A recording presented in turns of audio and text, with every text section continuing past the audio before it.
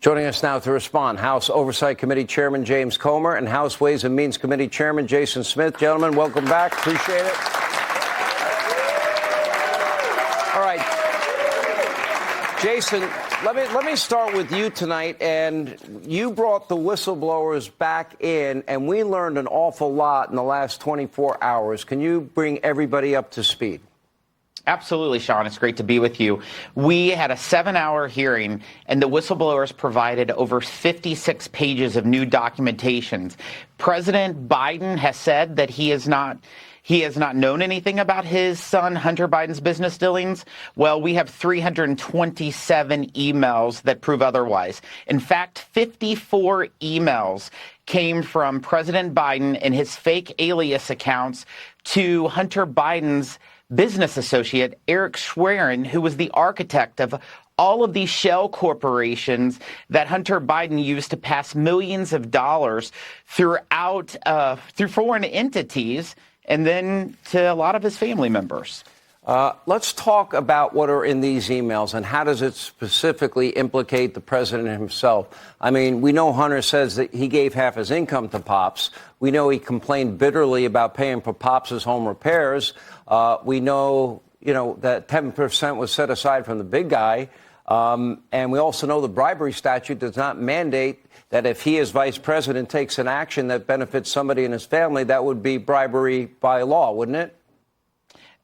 It would be. One of the emails that the whistleblowers uncovered was an email from Kevin Morris to the tax preparer of Hunter Biden's that said that they needed to take care of Hunter Biden's tax problems, which was about $2 million at that time, and said if they didn't, they would be facing great personal and political risk.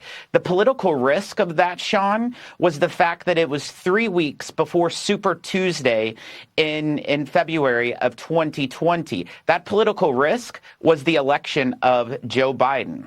All right, let me ask you, James Comer, both you and Jim Jordan on judiciary have now threatened to hold Hunter Biden in contempt of Congress, and I believe that includes Joe's brother, James Biden, if they fail to show up after the subpoena that you sent them.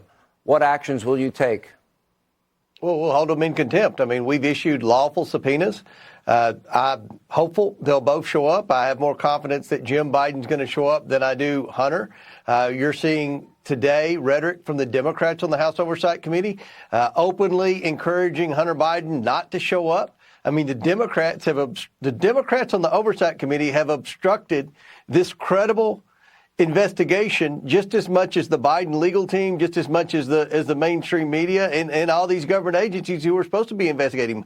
But we're going to hold Hunter Biden accountable if he doesn't show up for the subpoena. Sean, we looked, and Donald Trump's immediate family testified in depositions on the January 6th committee for 18 hours. 18 hours.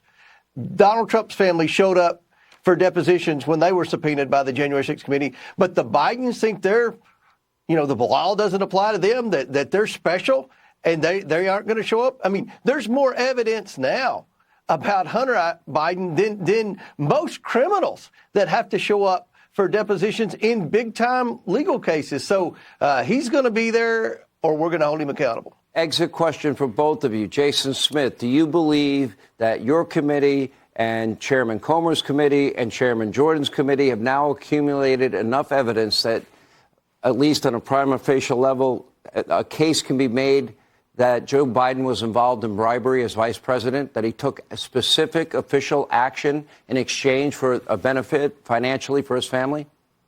We have over 1,100 pages of documentation that came from the two IRS whistleblowers that came before the Ways and Means Committee.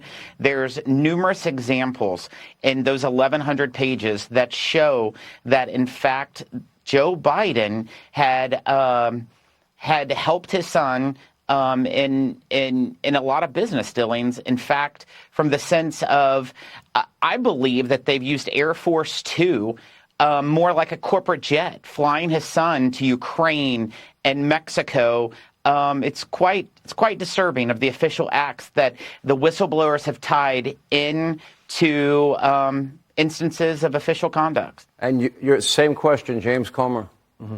Yeah, look, we had the FBI 1023 form that alleged bribery, but yet the FBI refused to investigate it. Now we find there were more informants that accused the Bidens of accepting bribes. And you look at what happened with Burisma, with firing the prosecutor Shokin, who was investigating Burisma. That was a quid pro quo. Remember, the Democrats impeached Donald Trump for asking about Joe Biden's quid pro quo.